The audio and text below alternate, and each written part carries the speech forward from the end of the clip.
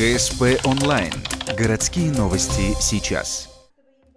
В администрации Ухты обсудили ход голосования по проекту формирования комфортной городской среды.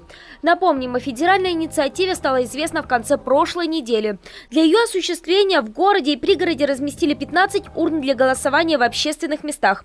25 января сотрудники администрации провели первую выемку. В голосовании уже поучаствовали 2280 человек. Самые активные места для сбора предложений, вот где больше всего горожане оставляют свои предложения, это бассейн. Вот в бассейне очень активно люди выражают свою волю, так скажем, свои пожелания.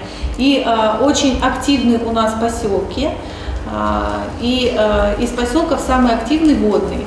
Это, кстати, неудивительно. В программе из 14 позиций 5 территорий поселка Водный.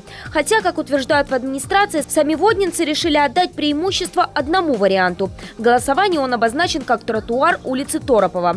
Тут хотя бы объект определен в 9 пунктах. Для выбора вовсе непонятно, что там будет изменено. К примеру, указана просто территория плавательного бассейна «Дельфин» или Комсомольская площадь. Проектов нету. Проекты у нас в соответствии с требованиями программы появятся только с 1 марта.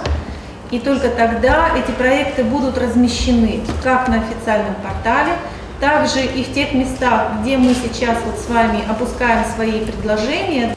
Эти проекты будут созданы после окончания голосования только для территорий финалистов. Их будет 3, для каждой из которых создадут по 3 дизайн-проекта. 18 марта ухтинцы выберут всего одну территорию, которую и благоустроят. И только после окончательного подведения итогов на осуществление задуманного выделят деньги.